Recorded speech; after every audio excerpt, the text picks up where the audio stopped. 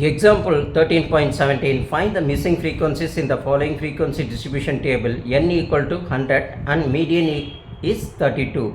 The marks obtained to be given as a frequency. The number of students also to be given. Find the என்ன கேட்டிருக்காங்க missing frequency. அப்போது இங்கே செகண்டில் பார்த்தோம்னா 10 to 20ல் miss ஆகிருக்கு, அதை F1ன்னு எடுத்துக்கிறோம். 40 to 50 அது மிஸ் ஆகிருக்கு, அது F2ன்னு எடுத்துக்கிட்டுருக்கோம். அப்போ கிவன் மீடியன் என்ன கொடுத்துருக்காங்க, நம்மளை பொறுத்த வரைக்கும் 32ன்னு கொடுத்துருக்காங்க.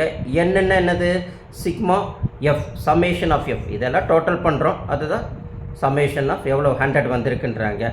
ஆனால் அதில் ரெண்டு வேல்யூ தெரியாது, அதை F1 F2ன்ட்டு நம்ம என்ன செஞ்சுக்கிறோம் எடுத்துக்கிறோம். அப்போ n ஈக்குவல் டு 100, அது sigma f. அப்போ let F1 and F2 to be the frequencies of the class interval 10 to 20 and 40 to 50 respectively. F1 to be considered as a 10 to 20, F2 to be considered as a 40 to 50 அப்படின்னு நம்ம புரிஞ்சுக்கிறோம். புரியுது இல்லைங்களா? Okay fine. அடுத்தது since the sum of the frequencies எவ்வளோ கொடுத்துருக்காங்க, 100 கொடுத்துருக்காங்க இல்லைங்களா? அதுதான் நம்மளுக்கு பார்த்தோம், 100 பார்த்துருக்கோம். அந்த 100 கொடுத்துருக்கும்போது இதையெல்லாம் சம்மேஷன் பண்ணணும். அப்போ 10 + F1 + 25 + 30 + F2 + 10 is equal to sigma f இல்லைங்களா? நம்மளை பொறுத்த வரைக்கும் அப்படி தான் நம்ம பார்க்குறோம். இங்கே பாருங்கள், 10 + F1 + 25 + 30 + F2 + 10 = 100 அப்படின்னு நம்ம போட்டிருக்கோம். அப்போது இதையெல்லாம் ஃபஸ்ட்டு நம்பர்ஸ் எல்லாம் எடுத்து எழுதிக்கோங்க. அப்போ இந்த missing value F1 and F2 இருக்குது பார்த்தீங்களா, அதை மட்டும் கடைசியில் போட்டுக்கோங்க. இதையெல்லாம் ஆட் பண்ணுங்கள், உங்களுக்கு 75 கிடைக்கும். அப்போது 75 + F1 + F2 = 100. F1 + F2 = 100. இந்த 75 ஈக்குவல்ட்டுக்கு அந்த பக்கம் போகும்போது 75 அப்படின்னு நமக்கு வரும் இல்லைங்களா? -75 வரும். 100லேருந்து 75 போயிடுச்சுன்னா 25 வரும். அதுதான் F1 + F2 = 25. இப்போ நம்மளை பொறுத்த வரைக்கும் ஒரு ஈக்குவேஷன் ஃபார்ம் பண்ணிக்கிறோம். இது ஃபார்முலா வந்து கடைசியில் நம்மளுக்கு சம்மோட கடைசியில் யூஸ் ஆகும். ஃபஸ்ட்டு F2 = 25, இந்த ப்ளஸ் F1 வந்து ஈக்குவல்ட்டுக்கு இந்த பக்கம் வந்து -F1. இது ஈக்குவேஷன் 1ன்றதை ஞாபகம் வச்சுக்கிறோம். ஓகேங்களா? இப்படி இருக்கட்டும், இது கடைசியில் வரும்போது நம்ம சப்ஸ்டியூஷன் பண்ணிக்குவோம். இப்போ ஃபர்தராக எப்படி நம்ம மற்ற சம்ஸ் எல்லாம் போட்டுப்போம் கால்குலேஷன் பண்ணுறதுன்னு பார்ப்போம். Now the cumulative frequency of the table for the given distribution is கொடுத்துருக்கிற அந்த டேபிள் கொடுத்துருந்தாங்க இல்லைங்களா, ஹொரிசாண்டலாக கொடுத்துருந்தாங்க, அதுமாரி வெர்டிக்கலாக இப்படி கிளாஸ் இன்டர்வலில் நம்ம எடுத்துக்கிறோம். ஃப்ரீக்வன்சி கொடுத்துருக்காங்க, அதையும் இப்படி நம்ம எடுத்து எழுதிக்கிறோம். அதுக்கப்புறம் நம்ம அதில் என்ன பண்ணுறோம், கியூமுலேட்டிவ் ஃப்ரீக்வன்சி நம்ம கண்டுபிடிக்கிறோம். கியூமுலேட்டிவ் ஃப்ரீக்வன்சி எப்படி நம்ம கண்டுபிடிக்கிறது, கொடுத்துருக்கிறதுல C × F போட்டு கண்டுபிடிக்கணும். அது எப்படின்றத இப்போ நம்ம பார்க்குறோம். இப்போ கொடுத்துருக்கிறதுல ஃபஸ்ட்டு ஃப்ரீக்வன்சி 10, அது கியூமுலேட்டிவ் ஃப்ரீக்வன்சியில் 10 as it is அப்படியே தான் இருக்கும் இல்லைங்களா?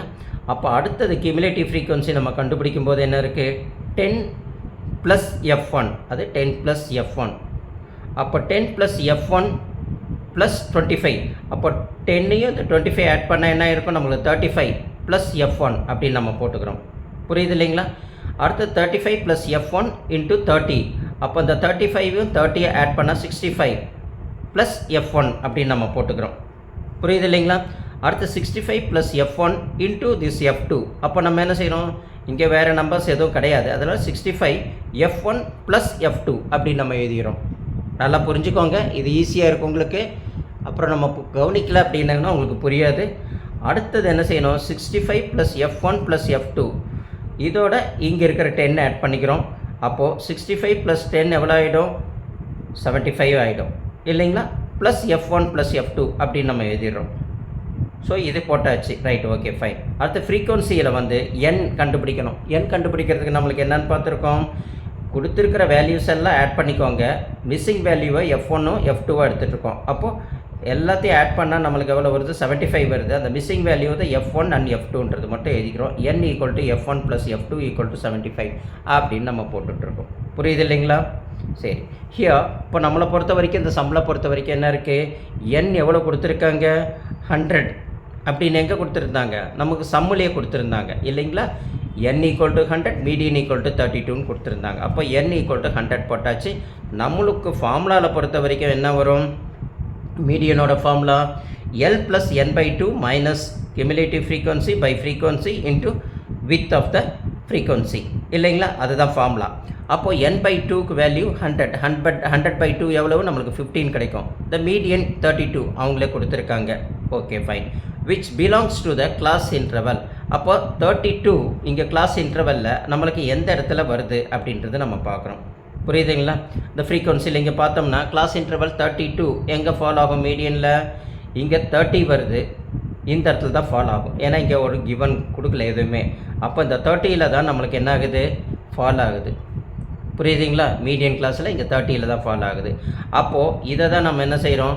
அந்த கிளாஸ் ஃப்ரீக்வன்சியாக எடுத்துக்கிறோம். இது லோவர் லிமிட் எல் 30ன்னு எடுத்துக்கிறோம். இது 30 தான் ஃப்ரீக்வன்சியாக எடுத்துகிட்ருக்கோம். புரியுது இல்லைங்களா? கியூமுலேட்டிவ் ஃப்ரீக்வன்சி அப்படின்னா ப்ரிசீடிங் கிளாஸ், இந்த கிளாஸோட ப்ரிசீடிங் இது தான் 35 + F1, அதை தான் நம்ம சிஎஃபாக எடுத்துகிட்ருக்கோம். புரியுது இல்லைங்களா? ஸோ அது median equal to class interval equal to 30 40 தான் நம்மளுக்கு வருது. பார்த்தாச்சு. அப்போ எல் ஈக்குவல் டு நம்ம என்னன்னு சொல்லியிருக்கோங்க? 30ன்னு எழுதியிருக்கோம் இல்லைங்களா? அப்போ ஹெச்ன்றது என்னது? இதோட வித்து 40லேருந்து 30 லெஸ் பண்ணோம்னா எவ்வளவு? 10 தான் வரும் இல்லைங்களா?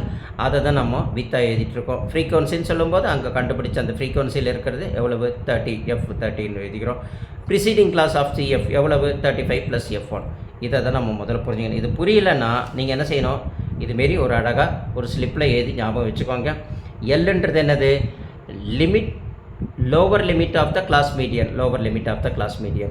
n into the number of observation to be given, n 100 கொடுத்தாச்சு. cumulative frequency, cumulative frequency of the preceding of the median class. இதுதான் கிளாஸ், நமக்கு கிளாஸ். இதோட கிளாஸோட preceding class எது? precedingனா முன்னாடி. அப்போ 35 + F1 அதை தான் நம்ம பார்த்துட்டோம். எஃப்ன்றது frequency of the median. Frequency of the median கிளாஸில் எது? இதுதான் எஃப். ஓகே, அதுவும் கண்டுபிடிச்சோம். ஹெச்னா கிளாஸ் வித்து, நம்ம முதலே சொன்ன 40லேருந்து 30 போச்சா நம்மளுக்கு டிஃப்ரென்ஸ் எவ்வளோ வருதுன்னு பார்த்தோம், அந்த 30. அப்படி அழகாக நீங்கள் எதை செய்யணும்? இதுமாரி ஞாபகத்துக்கு வச்சுக்கிட்டு அந்த இதெல்லாம் அழகாக முதல்ல எடுத்து எழுதிருக்கோங்க. எழுதிட்டு மீடியனோட ஃபார்முலாவை தப்பில்லாமல் நல்லா முதல்ல எழுதணும். L + n/2 - CF/F × H. அப்போது median already to be given இல்லைங்களா? நம்மளுக்கு 32ன்னு கொடுத்துருந்தாங்க இல்லையா? சம்மிலே கொடுத்துருக்காங்க அந்த 32ன்றது. அந்த 32 எடுத்து இந்த மீடியன் இருக்கிற இடத்துல நம்ம போட்டுடுறோம். ஈக்குவல் டு போட்டுறோம். எல்லுக்கு பதில் நம்ம ஆல்ரெடி என்ன கண்டுபிடிச்சிக்கோம்? 30 போட்டுக்கிட்டோம். ப்ளஸ்ஸுக்கு ப்ளஸ் போட்டுக்கிட்டுருக்கோம். n/2 நம்மளுக்கு என்ன வந்திருக்கு? 50 அப்படின்னு நம்ம பார்த்துருக்கோம் இல்லைங்களா? n = 100 தானே இங்கே வந்திருந்தது. அப்போ அதையும் நம்ம என்ன செய்யணும்?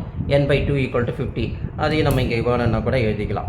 ஓகேங்களா? என்னெல்லாம் நம்ம பார்க்குறோமோ அதையெல்லாம் நம்ம எடுத்து எழுதிக்கலாம்.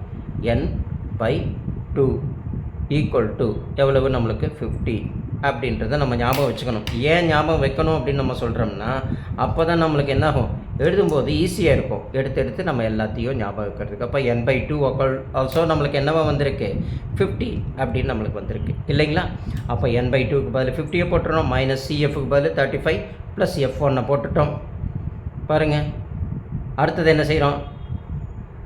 எஃப்க்கு ஃப்ரீக்வன்சிக்கு எவ்வளோ? 30 இருக்குது. அந்த 30யும் தூக்கி இங்கே போட்டுறோம். ஹெச்சுக்கு பதில் நம்மளுக்கு என்ன வருது? 10 வருது. அதையும் தூக்கி போட்டுட்டோம். அப்போ மீடியனுக்கு பதில் 32, எல்லுக்கு பதில் 30, ப்ளஸுக்கு பதில் ப்ளஸ் போட்டுட்டோம். n/2க்கு பதில் 50 போட்டுட்டோம். கியூமுலேட்டிவ் ஃப்ரீக்வன்சிக்கு பதில் 35 + F1 போட்டுட்டோம். டிவைடட் பை எஃப்க்கு பதில் 30 போட்டுட்டோம். ஹெச்சுக்கு பதில் 10 போட்டுட்டோம். புரியுது இல்லைங்களா? ஒரு வாட்டி கூட நான் ரிப்பீட் பண்ணிட்டேன். அப்போ 32 இந்த 30 இந்த பக்கம் கொண்டு வந்துருங்க. அப்போ 32 - 30, அப்போ நம்மளுக்கு என்ன கிடைக்கும்? 2 கிடைக்கும். அது ஆசிட்டிஸ் அப்படியே இருக்கட்டும். இங்கே பொறுத்த வரைக்கும் என்னது? 50 - 35 + F1 அப்படி தானே போட்டுருக்கோம். 35 + F1 இங்கே மைனஸ் இருக்குது இல்லைங்களா? Plus into minus -35. அப்போ plus into minus again -F1 by இந்த 30 அப்படியே போட்டுக்கோங்க. போட்டுட்டு அடுத்தது என்ன செய்கிறோம்? × 10 அதை வித்து. அப்போ நம்ம என்ன செய்கிறோம்? இந்த 0க்கும் இந்த 0வும் கேன்சல் பண்ணிக்கலாம். அப்போ 50லேருந்து 35 நம்மளுக்கு லெஸ் பண்ணோம்னா எவ்வளோ கிடைக்கும்? இதிலேருந்து இது லெஸ் பண்ணிக்கோங்க. ஓகேங்களா? அது லெஸ் பண்ணிட்டோம்னா எவ்வளோ கிடைக்கும்? நம்மளுக்கு 15ன்றது கிடைக்கும் இல்லைங்களா? அப்போது நம்ம 15ன்றதை தூக்கி இங்கே போட்டுக்கிறோம். 50லேருந்து 35 போயிடுச்சுன்னா 15. மைனஸுக்கு -F1க்கு F1 அப்படியே ஆசிட்டிஸ் அப்படியே போட்டுட்டோம். ஏன்னா அதை தான் நம்மளை கண்டுபிடிக்க போகிறோம். அதனால் அது F1 ஆசிட்டிஸ் அப்படியே இருக்கும். இங்கே தான் 1 இதில் கட் ஆனதுனால நம்மளுக்கு 1 தான் இங்கே இருக்கும். இதோட மல்டிப்ளிகேஷன் பண்ணும்போது 15 - F1 × 1 F1 தான் வரும் இல்லைங்களா? கீழே பை 3 இருக்குது. ஏன்னா இது கட் பண்ணதுனால போயிடுச்சு. நம்மளுக்கு பேலன்ஸ் 3 தான் இருக்குது. இந்த பக்கத்தில் 2 இருக்குது. இந்த 2வை இப்போ கிராஸ் மல்டிப்ளிகேஷன் பண்ணி 2 × 3 லெஃப்ட் ஹேண்ட் சைடில் கொண்டு வந்துடுறோம். அங்கே 15 - F1ன்னு சொல்லி இப்படி எழுதிக்கிறோம். அப்போ 2 3 சார் நம்மளுக்கு என்ன ஆகிடும்? 6 ஆகிடும். அப்போ 15 மைனஸ் என்ன ஆகிடும்? 6ன்னு வரும். இந்த F1 - F1 left hand side கொண்டு வாங்க, ப்ளஸ் F1 மாறிடும். அப்போ ப்ளஸ் F1 15 இது ரெண்டுத்தையும் மல்டிப்ளிகேஷன் பண்ணால் 2 3s are 6 அது ப்ளஸ்ஸாக இருக்கும். ரைட் ஹேண்ட் சைடில் ஈக்குவல்ட்டுக்கு அந்த பக்கம் கொண்டு போடும்போது -6 ஆகும். அப்போ 15லேருந்து -6 போயிடுச்சுன்னா நம்மளுக்கு 9 கிடைக்கும். அதுதான் நம்மளுக்கு ரிக்யர்மெண்ட்டான F1. புரியுது இல்லைங்களா? இப்போது சரி, F1 நம்ம போட்டாச்சு. F2 எப்படி சார் கண்டுபிடிக்கிறது? அதுதான் நம்ம இந்த கணக்கு தொடங்கும் போதே ஃபஸ்ட்டு என்ன சொன்னேன், சம் தொடங்கும் போது ஒரு ஃபார்முலா ஒன்று வரும். அதனால் இது மறக்காமல் நீங்கள் ஞாபகம் வச்சுக்கோங்கன்னு சொன்னேனே, ஞாபகம் இருக்குங்களா? இங்கே பாருங்கள், F2 is equal to 25 minus F1 அப்படி நம்ம ஃபஸ்ட்டு கண்டுபிடிச்சோம் பார்த்தீங்களா? அதை தான் எடுத்து நம்ம இங்கே எழுதிக்கிறோம். எப்படி? சப்ஸ்டியூட்டிங் த F1 9 இன் ஈக்குவேஷன் 1. அதாவது F2 equal to 25 minus F1 equal to 1. அது ஈக்குவேஷன் 1 நம்ம சொன்னோம் பார்த்தீங்களா? கடைசியில் வரும். இப்போ கடைசியில் வந்தாச்சு. அப்போ F2க்கு பதில் 25, நம்மளுக்கு F1க்கு பதில் நம்ம என்ன செஞ்சுக்கிறோம், இந்த 9 தூக்கி போட்டுக்கிறோம். அந்த வேல்யூவை தான் நம்ம இங்கே சப்ஸ்டியூஷன் பண்ண சொல்கிறாங்க. அந்த வேல்யூ தான் இங்கே சப்ஸ்டியூஷன் பண்ணுறோம். அப்போ 25லேருந்து 9 போயிடுச்சுன்னா நம்மளுக்கு 16 கிடைக்கும். அதுதான் நம்மளுக்கு ரிக்யர்மெண்ட்டான F2. அப்போ F1 equal to 9, F2 equal to 16. So hence the missing frequencies are F1 equal to 9 and F2 equal to 16. அவ்வளோதான். இது கண்டுபிடிக்கிறது உங்களுக்கு கஷ்டமா? ரொம்ப ரொம்ப ஈஸி. நீங்களாம் புத்திசாலி பசங்க, அழகாக போட்டு பார்த்தீங்கன்னா உங்களுக்கு ஈஸியாக புரியும். புரியலன்னா ஒரு தடவைக்கு 2 தடவை நீங்கள் வீடியோவை அழகாக போட்டு பாருங்கள், உங்களுக்கு ஈஸியாக புரியும். புரியுது இல்லைங்களா? அதேமாரி இந்த கம்பன் ஆன்லைன் கிளாஸஸை நீங்கள் நல்லா சப்ஸ்கிரைப் பண்ணிக்கோங்க, லைக் பண்ணுங்கள், ஷேர் பண்ணுங்கள். அப்போ தான் உங்களுக்கு அப்டேட் பண்ணிங்கன்னா, உங்களுக்கு சப்ஸ்கிரைப் பண்ணிங்கன்னா உங்களுக்கு அப் டு டேட் என்னென்ன இருக்குது, லைவ் கிளாஸஸ் எல்லாம் அடிக்கடி வரும். அந்த லைவ் கிளாஸஸ் எல்லாம் உங்களுக்கு அப்டேட் ஆகிட்டே இருக்கும். உங்களுக்கு ஈஸியாக புரிதல் வர ஆரம்பிக்கும். தேங்க்யூ.